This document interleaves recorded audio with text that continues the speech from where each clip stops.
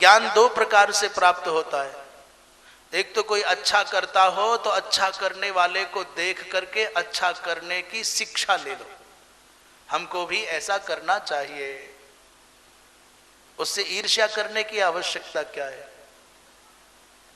उससे चिढ़ने की आवश्यकता क्या है। किसी ने अच्छा काम किया है तो आप भी अच्छा करके आगे बढ़ जाओ। और दूसरी शिक्षा मिलती है, कोई गलत काम करता है, कोई गलत मार्ग पर चलता है, तो आप उसको भी गुरु मान करके सीख सकते हो। क्या सीखना है उससे? बोले हम अपने जीवन में कभी ऐसा अनुचित कृत्य नहीं करेंगे, ऐसा दूषित आचरण नहीं करेंगे, ऐसा निंद्य कर्म नहीं करेंगे, उसको भी गुरु बना करके सीख लिया हमने। तो सीखने के लिए सारे संसार में सर्वत्र ज्ञान के अणु भरे पड़े, सीखने वाला चाहिए। इस संसार में गुरुओं की कमी नहीं, शिष्य की कमी है।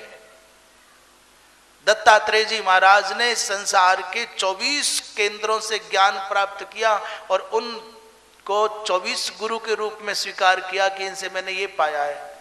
पर किसी गुरु को पता नहीं था कि हमारा चेला इतना बढ़ा चढ़ा है। न यहां दीक्षा का संबंध, न दक्षिणा का संबंध, बस दत्तात्रेय जी महाराज ने 24 केंद्रों से ज्ञान प्राप्त किया। उनमें एक पिंगला नाम की वैश्या को भी गुरु माना है, उनमें एक लोहार को भी गुरु माना है, उनमें छोटे बच्चे को भी एक गुरु माना है। इस धरती को गुरु माना है, आकाश को गुरु माना है, समुद्र को गुरु माना है, अग्नि वायु को गुरु माना है। और एक तो ऐसे व्यक्ति को गुरु माना है, आप आश्चर्य करोगे, कुमारी कन्या को गुरु बनाया। एक उच्च कोटि के महात्मा कुमारी कन्या को गुरु बना के क्या सीख रहे हैं? बोले ये 11वें स्कंद में प्रसंग आएगा। क्या सीखा उससे? बोले एक दिन दत्तात्रेय जी महाराज कहीं चले जा रहे थे, अकेले आनंद में भरे हुए। अचानक एक स्थान पर जाकर उनकी आंखें ठहर गई, दृष्टि अटक गई। उनको कुछ आश्चर्यजनक घटना दिखी तो ठीक ठहर गए, आप भी रुक गए। देखा घर में एक अकेली बच्ची है, बालिका, किशोरी है, नई अवस्था की।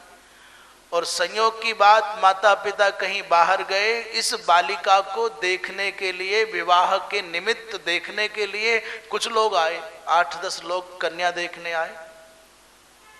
इस बेचारी ने देखा घर में माता पिता है नहीं, और माता पिता नहीं है तो कोई बात नहीं, परंतु घर में उन अतिथियों का सत्कार करने के लिए कुछ भी नहीं है।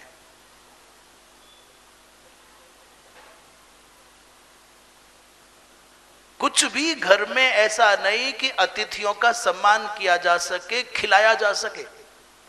तो झटपट सबको बाहर बैठक में बिठाने के बाद ये बालिका अपने घर के अंदर गई आंगन में और जल्दी जल्दी धान कूटने लगी। तो इसको बड़ी लज्जा आई। चावल बनाने के लिए चावल बनाऊंगी, धान मतलब, ये तो झारखंड के लोग तो धान का मतलब समझते ही होंगे। वो भूसी उससे हट जाएगी, चावल निकल आएगा। पर जब कूटने लगी तो उसके हाथों में 4-4, 6-6 चूड़ियां थी। उन चूड़ियों की आवाज उन अतिथियों को तक न चली जाए, ये सोच करके बेचारी ने क्या किया, अपनी शेष मैंने जो हाथ में अधिक चूड़ियां थी वो निकाल दी और केवल 2-2 रखी और फिर कूटने लग गई। पर धोखे रहने पर भी आवाज होने लगी तो उसने 1-1 चूड़ी और निकाल दी। अब आराम से उसने कूटना शुरू कर दिया। दत्तात्रेय जी महाराज को ज्ञान मिल गया।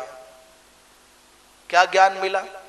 ये बालिका तो केवल अपने कुल की प्रतिष्ठा के लिए, अपने माता पिता के सम्मान में कोई कमी ना आ जाए, कहीं दरवाजे पर बैठे हुए अतिथियों को ये न लग जाए कि दरिद्र हैं, इतने निर्धन हैं कि इनके पास खिलाने के लिए कुछ है नहीं। अभी अभी धान कूटेगी, फिर उसको साफ करेगी, फिर उसको पकाएगी, फिर हमको खिलाएगी।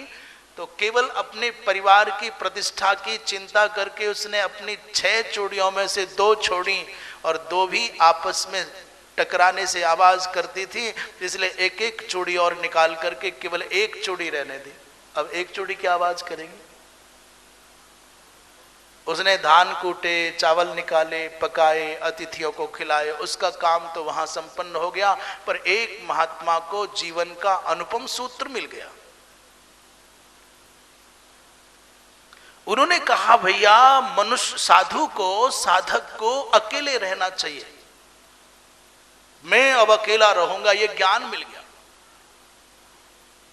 बोले यदि बहुत लोग रहेंगे तो कलह होगी। जैसे बहुत सारी कुमार्याव कंकणम, जैसे उस बालिका के हाथों के कंकणों के टकराने से शोर होता था, बहुत लोग इकट्ठे रहेंगे तो झमेला होगा। और दो भी नहीं रहना चाहिए कि गुरु चेला रहो कि मित्र मित्र रहो। लोग कहते हैं भाई एक से दो भले, परंतु महात्मा कहते हैं नहीं, दो भी रहेंगे तो वार्ता फिर भी होगी, दो में भी तो चर्चा होगी, संवाद होगा, तो साधना में विघ्न पड़ेगा। इसलिए एक एव चरेत साधु, साधु को अकेले रहना चाहिए। दत्तात्रेय जी महाराज ने वहां से भी ज्ञान ले लिया। क्या बताऊं आपको कैसे सीखा जाता है। दत्तात्रेय जी महाराज किसी नदी के किनारे चले जा रहे और देखा एक चील, चील समझते हैं ना, गीध के जैसा चील होता है। एक पक्षी, मांस भोजी पक्षी, अपने मुख में मांस का टुकड़ा दबा करके मगन होकर के उड़ा। कहीं एकांत में बैठ करके खाऊंगा, पानी पी लूंगा, आनंद हो गया, मुझे आज का भोजन मिल गया।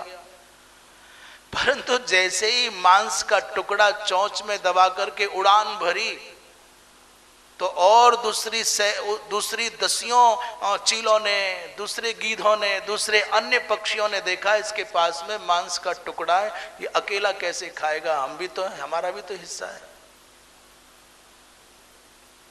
तो बाकी जितने दसियों सैकड़ों और पक्षी थे, उन्होंने चोंच मार करके, पंख मार करके, पंजे मार करके इसको बेहाल कर दिया, इसको घायल कर दिया, इस पर प्रहार करते रहे। भैया जब तक उस पक्षी के मुख से मांस का टुकड़ा नहीं गिरा, तब तक उसको पंजों की, चोंचों की मार खानी पड़ी। और जैसे ही उसके मुख से मांस का टुकड़ा गिरा, मगन हो गया। मांस का टुकड़ा गिरा, सैकड़ों पक्षी उसके ऊपर टूट पड़े और ये निश्चिंत हो गया, इसकी सुरक्षा हो गई। महात्मा जी ने ज्ञान ले लिया। क्या ज्ञान लिया?